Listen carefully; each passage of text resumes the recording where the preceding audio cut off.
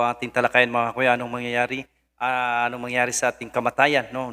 Dapat bang katakutan ang ating kamatayan po mga kuya. So ating pakinggan po mga kuya, no? So isang malungkot na balita ito sa pagpanaw sa ating kaibigan sa isang batikang CFD, walang iba kundi si GC Bisira po mga kuya. Pakinggan po natin mga kuya ang kanyang huling mensahe po mga kuya. Puro bago ang lahat, pasok mo na intro.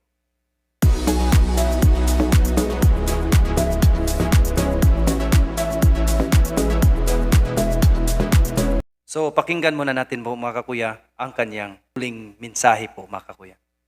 Wala ba sila tinuod nga yun kang Kristo kay ang kang Kristo umat pa niya ako ang pultahan ang dalan ako ang kamasuran ug kinabo kay kung bila na musulod ka ni Kristo isip pultahan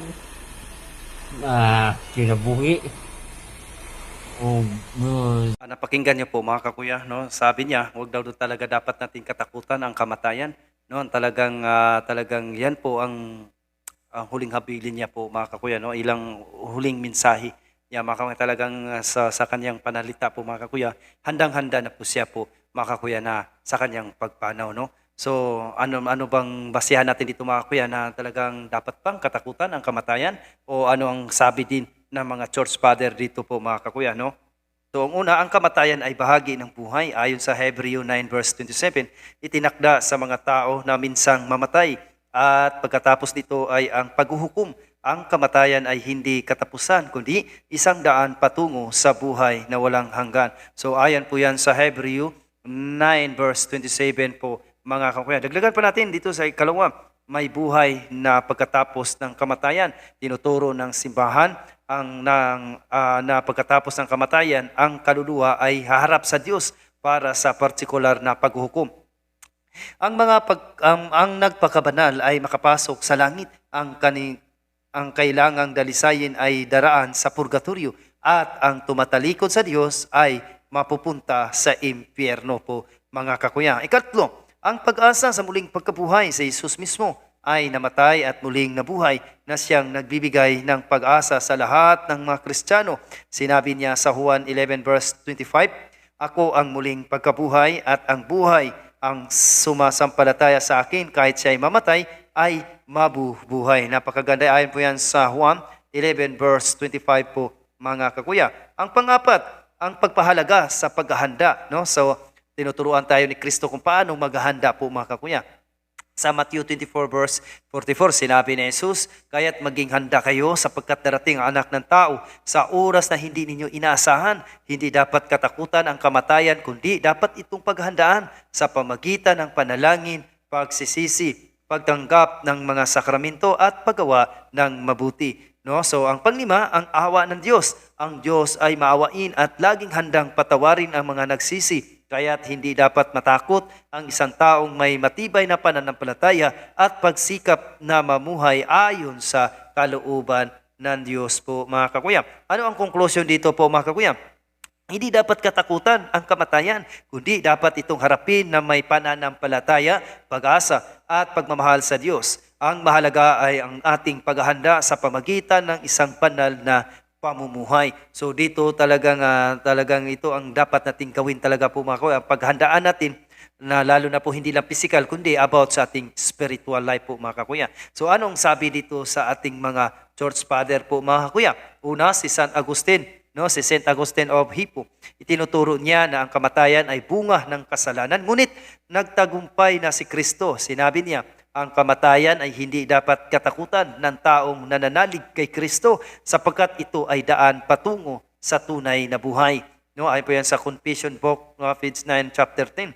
Para kay San Agustin, ang mahalaga ay ang ating paghahanda para sa buhay na darating, hindi ang takot sa kamatayan mismo. So ayon po yan kay San Agustin po mga kakuya. Dagdagan pa natin dito sa ikalawa, si San Ambrosio po mga kakuya.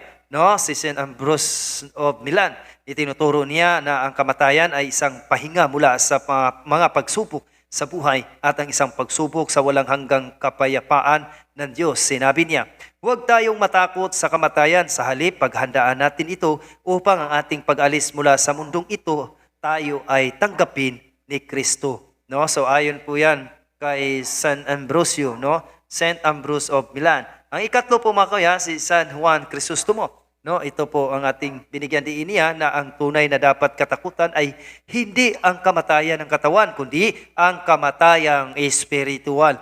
Huwag kang matakot sa kamatayan ng katawan, kundi ang kamatayang nagdudulot ng walang hanggang paghihiwalay sa Diyos.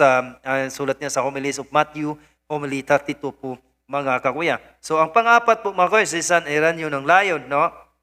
Ang pinagtibay niya na ang kamatayan ay hindi dapat tingnan bilang katapusan, kundi bilang isang pintuan tungo sa buhay na walang hanggan. Ito yung sinasabi ni Brad GC po mga kakuya, no? Na talaga wag talaga tayong isang pintuan tungo sa buhay na walang hanggan. Ang kaluluwa ng tao ay nilikha upang magpatuloy sa walang hanggang pakipag-isa sa Diyos. Again, Genesis po, chapter 5, it's 5, chapter 7.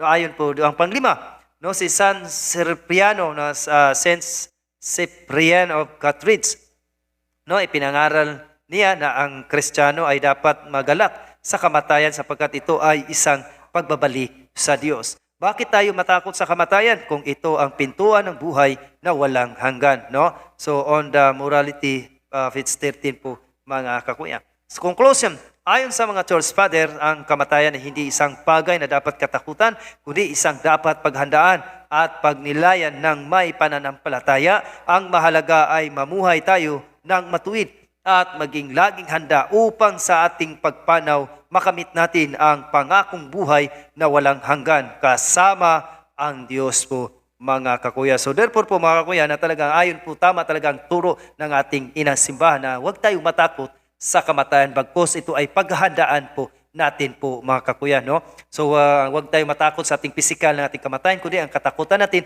yung ang ating spiritual na kung saan mahiwalay ito sa Diyos. Yun nga ang ating kasalanan po mga kakuya. Tandaan natin ang kasalanan na mortal sin, kapag hindi pa natin naalis yan mga kakuya, na talagang alisin na po natin dahil nga yan ay magdadala sa dagat-dagatang apoy po mga kakuya, no? So dalawang uri na kasalanan, mortal sin at venial sin po mga kakuya. Kaya nga mag-ingat at magsuri po talaga tayo mga kakuya para hindi po tayo madinggoy sa iba't ibang aral at tatag lamang ng isang tao, no? So talaga maraming nagsasabi ang kamatayan daw ay nandyan lang diyan sa kabaong, no? Nandyan sa libingan, pero mali po yung mga argumento mga kakuya. Mga ito tinatawag na self-proclaim lang po, mga self-interpret sa Bible na talaga sa totoo lang, wala naman talaga silang authority na mag-quote sa Biblia o magturo sa Ebanghelyo ni Kristo, na wala naman silang, hindi sila binigyan ng authority talaga, kundi nasa inang simbahan at nasa ating mga kaparian, at lalo na higit sa lahat ang ating mahal na Santo Papa. Muli, maraming salamat at mag-aral at magsuri